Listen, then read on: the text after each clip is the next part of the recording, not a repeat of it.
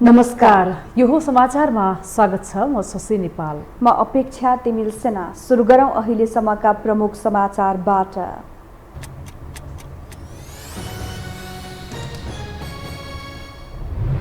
माओवादी केन्द्रको 8औं राष्ट्रिय महाधिवेशन उद्घाटन। भोलिबाट बन्द सत्र सुरु हुने।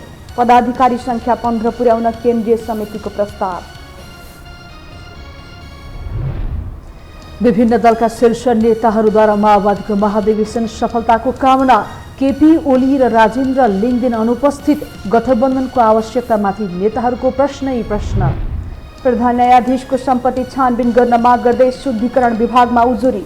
न्यायपालिकाभित्रको विकृति हटाएरै छाड्ने बारको प्रतिबद्धता।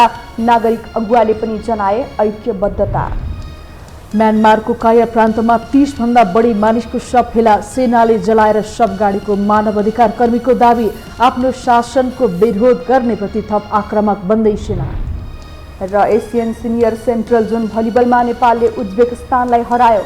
एक खेल अगावै फाइनल प्रवेश गरेको टिमले भोलि किर्गिस्तानको सामना गर्ने।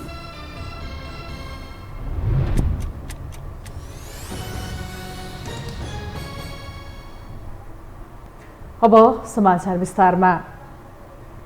नेकपा माओवादी केन्द्रले 8औं राष्ट्रिय महाधिवेशन उद्घाटन गर्यो। महाधिवेशन सम्बोधनका लागि प्रधानमन्त्रीदेखि प्रमुख राजनैतिक दलका नेताहरू सहभागी भए। एक रिपोर्ट। प्रथम राष्ट्रिय सम्मेलनका लागि भनेर देशभरबाट प्रतिनिधि बोलाएको नेकपा माओवादी केन्द्रले राष्ट्रिय सम्मेलनलाई रातारात महाधिवेशनमा रूपान्तरण गर्दै आइतबार उद्घाटन गर्यो। महाधिवेशनलाई सम्बोधन गर्न प्रधानमन्त्रीदेखि प्रमुख राजनैतिक दलका नेताहरू पुगे, तर एमाले अध्यक्ष केपी शर्मा ओली सहभागी भएनन्। बरु सन्देश बोकाएर महासचिव ईश्वर पोखरेललाई पठाए। अस्तिसम्म हामीले सम्मेलनका रूपमा यो आयोजना हुँदैछ, राजनैतिक दलहरूलाई आमन्त्रण गर्ने योजना छैन भन्ने कुरा सुनेका थियौँ। त्यस अर्थमा हाम्रो पार्टीका अध्यक्ष कमरेड केपी शर्मा ओली नियमित कार्यक्रम अन्तर्गत उपत्यका बाहिर रहेका कारणले उहाँ यो महत्त्वपूर्ण कार्यक्रममा आउन चाहँदै पनि आउन सक्नु भएन। गत मङ्सिर 10 मा चितवनको नारायणी तीरमा भएको एमालेको 10औं राष्ट्रिय महाधिवेशनमा माओवादी केन्द्रका अध्यक्ष पुष्पकमल दाहाल प्रचण्ड सहभागी भएका थिएनन्। काठमाडौँ बाहिर रहेको भन्दै प्रतिनिधि पठाएका प्रचण्डकै हुबहु बदला ओलीले माओवादीको महाधिवेशनमा पनि फर्काएका हुन्। ओली सहभागी नहुँदा एमालेबाट अलग्गिएका माधव कुमार नेपालले भने प्रचण्डसँगको प्रगाढ सम्बन्धलाई देखाउन कुनै कष्ट बाँकी राखेनन्। नेपालले मन र भावना मिलिसकेपछि बाँकी कुरा मिल्दै जाने भन्दै पार्टी एकीकरणको संकेत गरे। ठ्याक्कै तपाईँ र हाम्रो मन मिलिहाल्यो। यो मन त्यस्तै हुँदो रहेछ, मन मिल्दो रहेछ। मन र भावना मिलिसकेपछि बाँकीहरू कुराहरू मिल्दै जान्छ। नेपाली कांग्रेसका सभापति समेत रहेका प्रधानमन्त्री शेरबहादुर देउवाले सत्ता गठबन्धनको महत्त्वपूर्ण शक्ति माओवादी रहेको बताए। उनले राष्ट्रिय मुद्दामा सहमतिका साथ अघि बढ्ने पनि दाबी गरेका छन्। एउटा कुरा मैले बोल्नै पर्ने भयो, यहाँ एमसीसी राष्ट्रघाती बनाउनाले म अरू कुरालाई आएको थिएँ, यहाँ एमसीसी राष्ट्रघाती भनिदियो। राष्ट्रघाती भन्ने पढाएको छ कि छैन त्यो पनि थाहा छैन मलाई त। पहिले पढ्नु पर्यो एमसीसी कहाँ छ राष्ट्रघाती। मैले हेर काहीँ राष्ट्रघात देखाएको छैन मैले त। म पनि चाहन्छु काहीँ राष्ट्रघात देखाएको म किन म पनि नेपाल प्रधानमन्त्री हुँ, नेपालको राष्ट्रको खिलाफमा जाउँला। मैले राम्रोसँग बुझ्नु पऱ्यो क्या त्यो कुरा हो। यसै कारण चाहिँ यसमा व्यापक छलफल गरेर मलाई विश्वास यसमा सहमति भएर हामी यसलाई चाहिँ नै आउँदो रूपले पास गराउनेछौँ। एमाले र कांग्रेसपछि भएको माओवादीको महाधिवेशनमा समेत रूपान्तरण र पुस्तान्तरणको दबाव छ। यहाँ नेतृत्वका लागि प्रचण्डको टक्कर दिने कोही नजन्मिएपछि उनी निर्विकल्प छन्। यो महाधिवेशनमा उनी रिटायर्ड हुन खोजे पनि आवश्यकतालाई हेरेर नेताहरूकै दबावमा फेरि निरन्तरता दिन बाध्य बनेको दाबी गरिरहेका छन्। प्रचण्डको निरन्तरता नेताहरूकै दबावमा भइरहेको जस्तो देखिन्छ, किनकि उनीहरू विकल्प खोज्ने भन्दा पनि प्रचण्डलाई नै बाँचुन्जेल नेता मान्न तयार छन्। स्थापित लिडरहरूलाई चाहिँ पाखा लगाइदिने अनि कहाँ केही नजान्नेहरूलाई चाहिँ नेता बनाइदिने। धर पाइन्छ?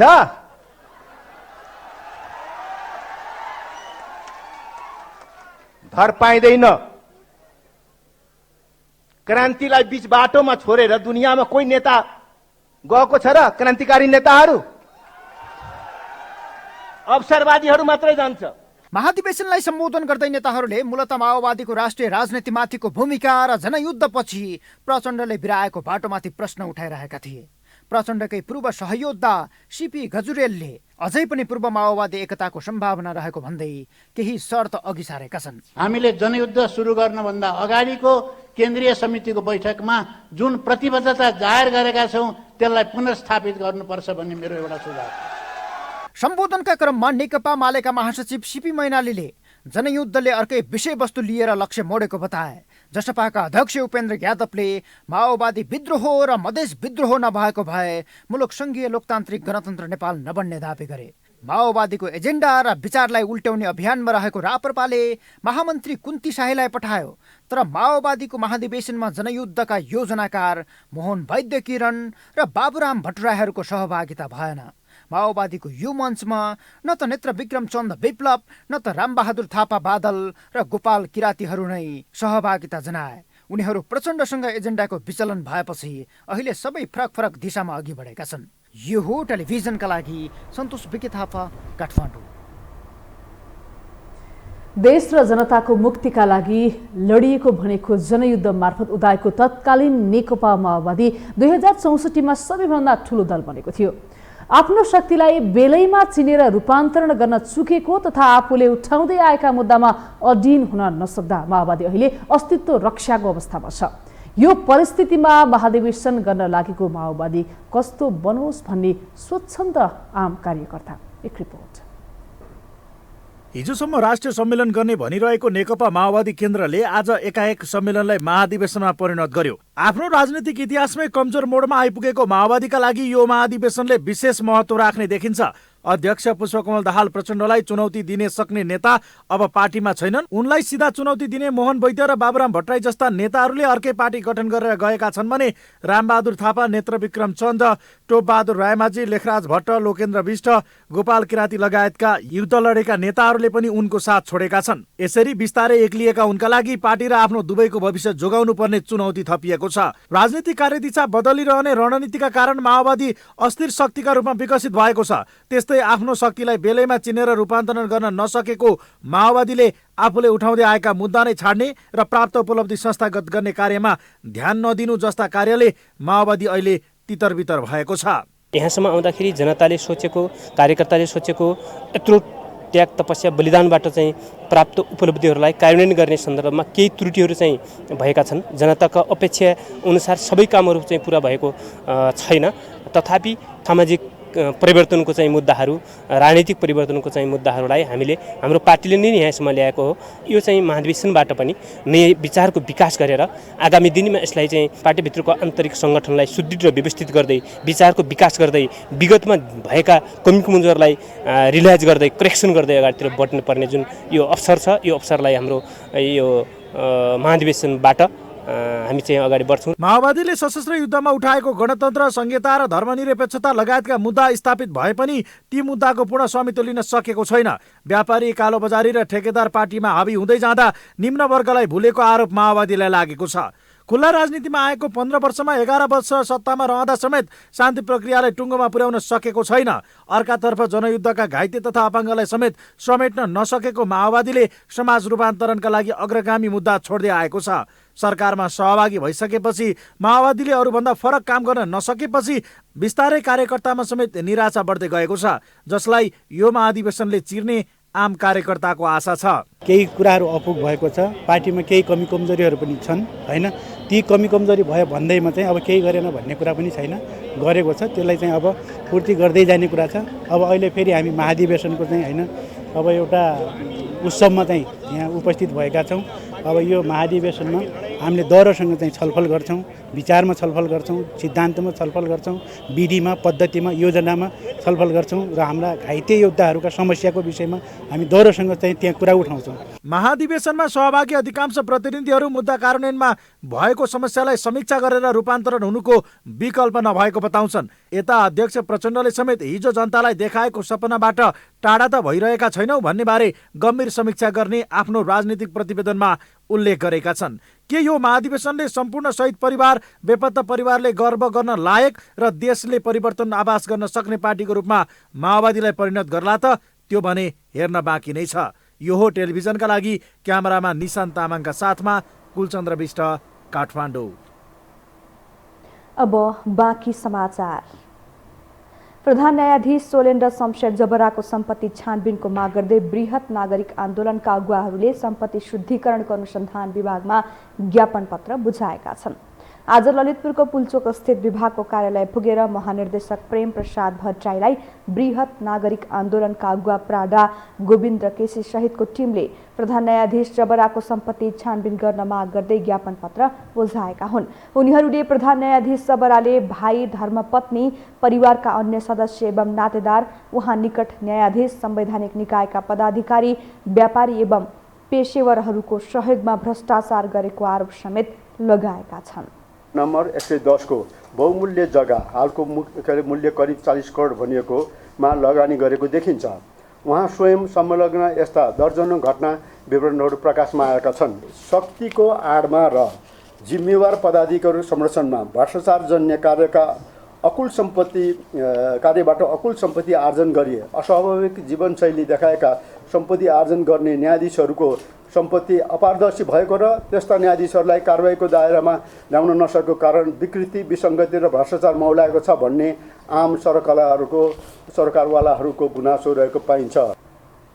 ज्ञापन पत्र बुझाएपछि अधिवक्ता ओमप्रकाश अर्यालले विभागले यसको निचोड दिनुपर्ने बताउनुभयो। शुद्धिकरण अनुसन्धान विभागले यसमा एउटा निचोडमा पुर्याइदिनुपर्छ। उहाँले चाहिँ साँच्चीकै सम्पत्ति शुद्धिकरण गरेको हो किन? उहाँमाथि यति धेरै आरोपहरू तथ्यपरक ढङ्गले यति प्रचुर प्रमाणहरूसहित प्रचुर एउटा चाहिँ त्यसको सम्भावनाहरू देखाइदिने गरी चाहिँ सूचनाहरू आइसकेको अवस्थामा यो कार्यालयले आफैले पनि त्यसलाई स्वयं जानकारीमा लिएर कारबाही अगाडि बढाउँदा पनि धेरै राम्रो। ज्ञापन पत्र बुझ्दै विभागका महानिर्देशक भट्टराईले प्रधान न्यायाधीश विरुद्धको सम्पत्ति शुद्धिकरणको प्रक्रिया अघि बढ्ने बताउनु भएको छ। प्रधान न्यायाधीश सोलेन्द्र शमशेर जबराको राजीनामा माग गर्दै नेपाल बार एसोसिएसनले आफ्नो आन्दोलन जारी राखेको छ। आज पनि सर्वोच्च अदालत परिसरमा बारले प्रधान न्यायाधीश शमशेरको राजीनामा माग गर्दै आन्दोलन गरेको हो। आन्दोलनपछि सञ्चारकर्मीहरूसँग बोल्दै बारका अध्यक्ष चण्डेश्वर श्रेष्ठले स्वतन्त्र र स्वच्छ न्यायपालिका मानव अधिकारको मेरुदण्ड भएकोले न्यायपालिकाभित्र विकृति, विसङ्गति हुन नहुने बताउनु भयो। उहाँले न्यायपालिकाभित्र विकृति, विसङ्गति तथा अनियमितता, भ्रष्टाचार र बिचौलियाहरूले प्रवेश पाएको र प्रभाव बढ्दै गएका कारण न्यायपालिकाको स्वतन्त्रतामाथि गम्भीर प्रहार भएको समेत बताउनु भयो।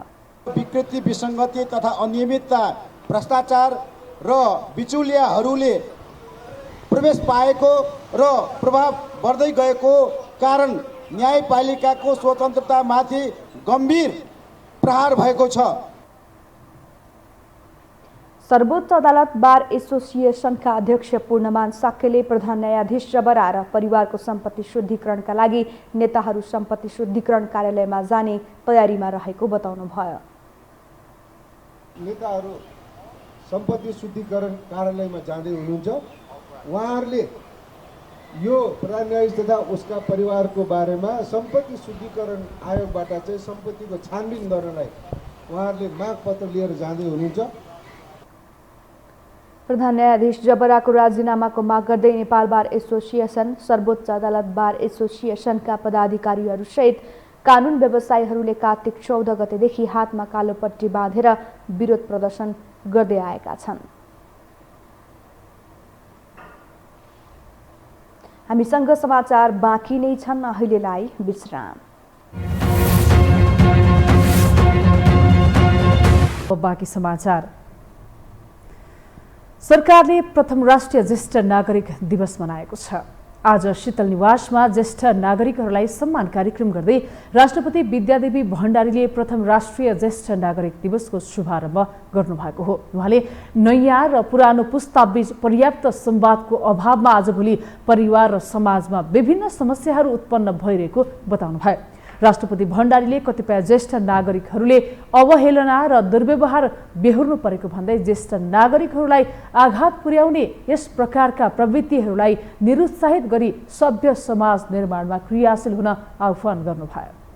नयाँ र पुरानो पुस्ताबीच पर्याप्त संवादको अभावका कारण आजभोलि परिवार र समाजमा विभिन्न प्रकारका समस्याहरू उत्पन्न हुने गरेका छन्, जसको कारण कतिपय ज्येष्ठ नागरिकहरूले अवहेलना र दुर्व्यवहार बेहोर्नु बाध्य हुनु परेको छ।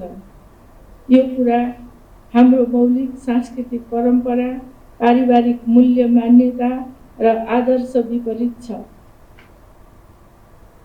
कार्यक्रममा शताब्दी पुरुष सत्यमोहन जोशीले सरकारले पहिलोपल्ट ज्येष्ठ नागरिकहरूको सम्मान गरेकोमा खुसी प्रकट गर्दै यो नेपालको इतिहासमा स्वर्ण अक्षरले लेखिने दिनको रूपमा स्मरण गरिने पनि बताउनुभयो। जुन एउटा प्रथम पहिलोपल्ट ज्येष्ठ नागरिकहरूको जुन सम्मान गरियो पहिचानको निमित्त, त्यो चाहिँ नेपालको इतिहासमा एउटा जारी स्वर्ण अक्षरले लेखिने दिन हो। किनभने संसारमा ज्येष्ठ नागरिक त धेरै छन्, हरेक मुलुकमा ज्येष्ठ नागरिक नभएको त होइन। उनीहरूको आफ्नो परम्परा होला, आफ्नै किसिमको होला। तर हाम्रो चाहिँ नेपाल सानै मुलुक भए पनि यहाँको परम्परा, यहाँको रीतिथिति, धर्म, संस्कृतिलाई सुहाउने गरेर जुन यो ज्येष्ठ नागरिक समारोह मनाउने प्रथम दिवसको आज शुभारम्भ भयो, त्यसको निमित्त नेपालको इतिहास चाहिँ धन्य भएको छ। शताब्दी पुरुष जोशीले जीवनलाई सादा जीवन, उच्च विचार र सन्तोषमय बनाउनु पर्ने पनि बताउनु भयो।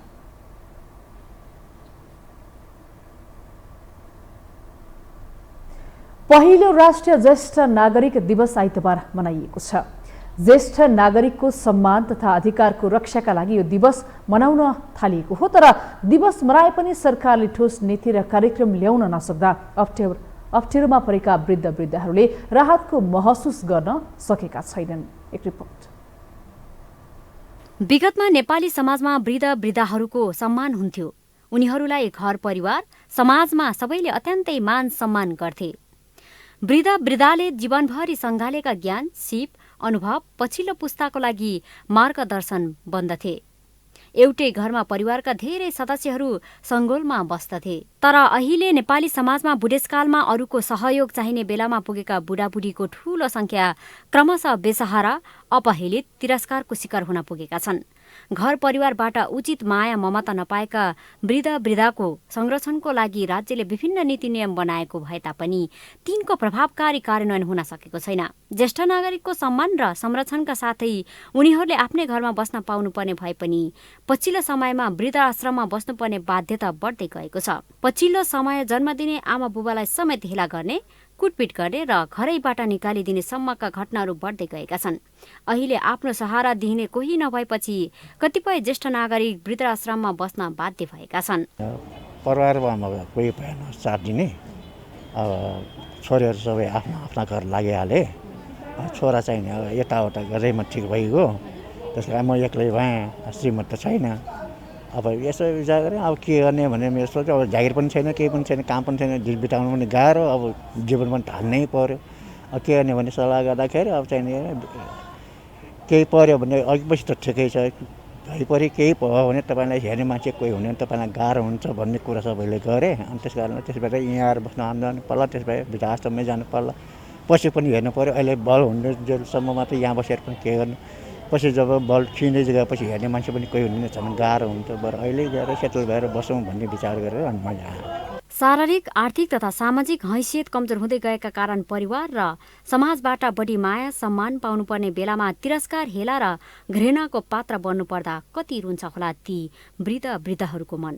राष्ट्रिय दिवस मनाएर मात्र ज्येष्ठ नागरिकहरूको समस्याको समाधान नहुने ज्येष्ठ नागरिकहरूलाई स्याहार्दै आएका निसहाय सेवा सदनका प्रशासकीय अधिकृत प्रेम प्रसाद उप्रेती बताउँछन्।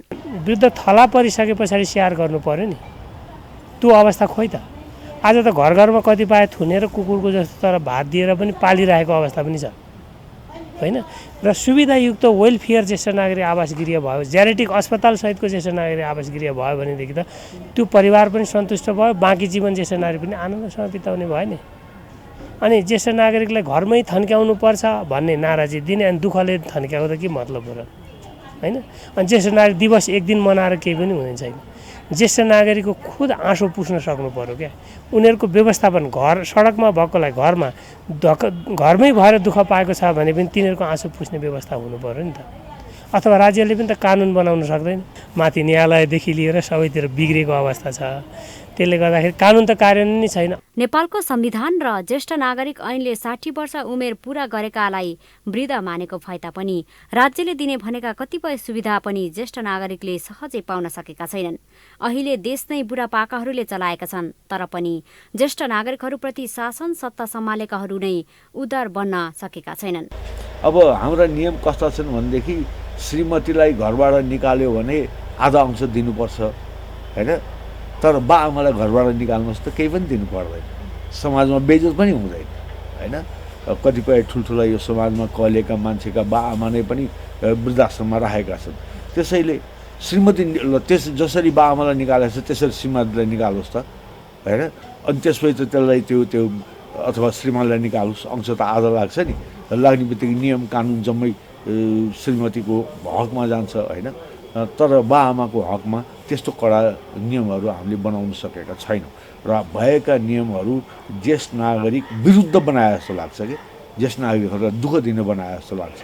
2051 साल पुस 11 गतेदेखि ज्येष्ठ नागरिकलाई सामाजिक सुरक्षा भत्ताका रूपमा 100 रुपैयाँ प्रदान गर्न थालिएको थियो। नेपालमा कुल जनसङ्ख्याको 9% ज्येष्ठ नागरिक छन्। हरेक वर्ष 3.5% दरले ज्येष्ठ नागरिकको संख्या बढ्दैछ। पछिल्लो समय ज्येष्ठ नागरिकको अवस्था सन्तोषजनक छैन। उनीहरू ज्ञान, सिप र अनुभवको भण्डारण भएकाले नयाँ पुस्ताका लागि प्रगतिको साधक बन्न सक्छ, तर व्यवहारमा भने उपेक्षा गर्ने गरिएको छ। यो टेलिभिजनका लागि क्यामेरामा सिरज श्रेष्ठका साथमा लीलामाया ठटाल, काठमाडौँ। अब बाँकी समाचार।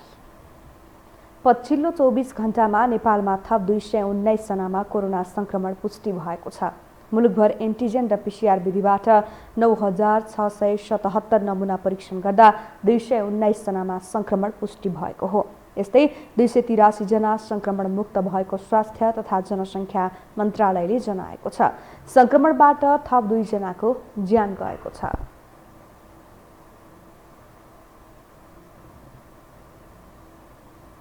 अब आर्थिक समाचार।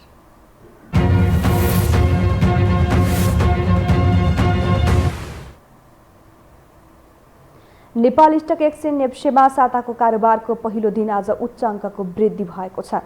आज नेप्से परिसूचक 71.20 अङ्कले बढेर 2591.42 बिन्दुमा पुगेको हो। त्यस्तै कारोबार रकममा पनि वृद्धि भएको छ। आज 5 अर्ब 17 करोड 32 लाख बराबरको कारोबार भएको हो।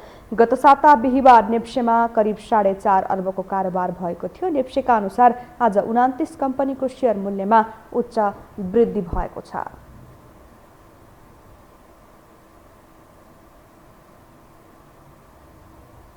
हामीसँग अन्तर्राष्ट्रिय र खेल समाचार बाँकी नै छन्। अहिलेलाई विश्राम।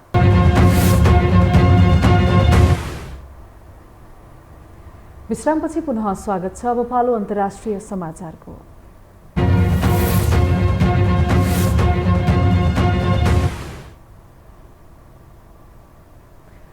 म्यानमारको काया प्रान्तमा 30 भन्दा बढी मानिसको शव फेला परेको छ।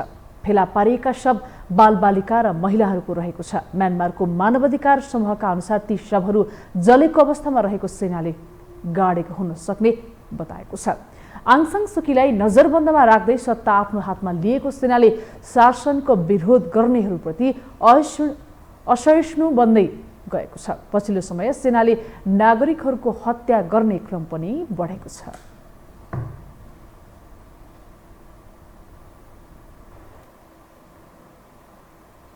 अब खेलकुद समाचार।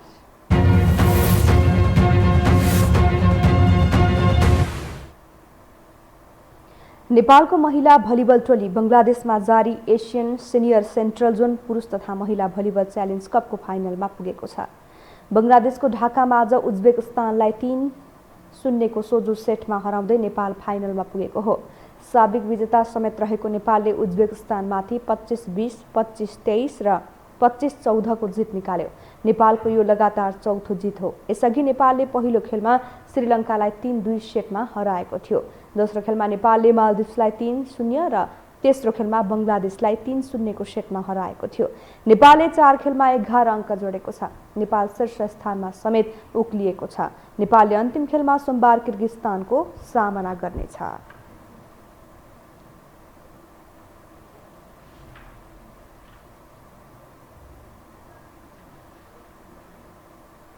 अब मौसम सम्बन्धी जानकारी।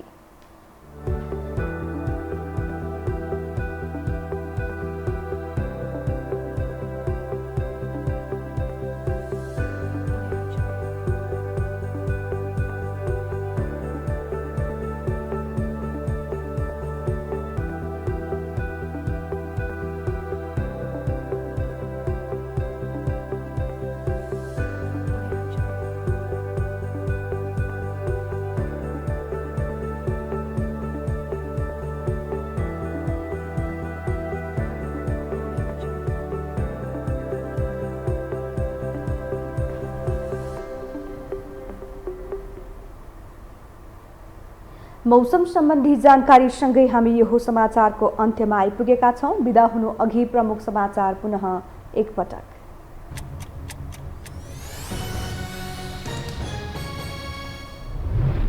माओवादी केन्द्रको 8औं राष्ट्रिय महाधिवेशन उद्घाटन। भोलिबाट बन्द सत्र सुरु हुने। पदाधिकारी संख्या 15 पुर्याउन केन्द्रीय समितिको प्रस्ताव। विभिन्न दलका शीर्ष नेताहरूद्वारा माओवादीको महाधिवेशन सफलताको कामना। केपी ओली र राजेन्द्र लिङदेन अनुपस्थित। गठबन्धनको आवश्यकतामाथि नेताहरूको प्रश्नै प्रश्न। प्रधान न्यायाधीशको सम्पत्ति छानबिन गर्न माग गर्दै शुद्धिकरण विभागमा उजुरी। न्यायपालिकाभित्रको विकृति हटाएरै छाड्ने बारको प्रतिबद्धता। नागरिक अगुवाले पनि जनाए ऐक्यबद्धता। म्यानमारको काया प्रान्तमा 30 भन्दा बढी मालिकको शव फेला। सेनाले जलाएर शव गाडेको मानवाधिकार कर्मीको दाबी। आफ्नो शासनको विरोध गर्नेप्रति थप आक्रामक बन्दै सेना। र एसियन सिनियर सेन्ट्रल जोन भलिबलमा नेपालले उज्बेकिस्तानलाई हरायो। एक खेल अगावै फाइनल प्रवेश गरेको टिमले भोलि किर्गिस्तानको सामना गर्ने।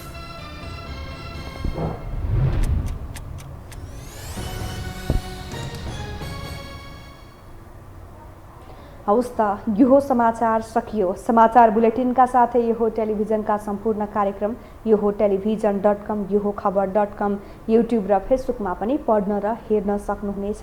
मोबाइलमा यो टिभी एप डाउनलोड गरी हामीलाई प्रत्यक्ष हेर्न सक्नुहुनेछ। तथ्यसहितको निष्पक्ष समाचार तथा मनोरञ्जनका लागि हेर्दै रहनुहोला यो टेलिभिजन। नमस्कार।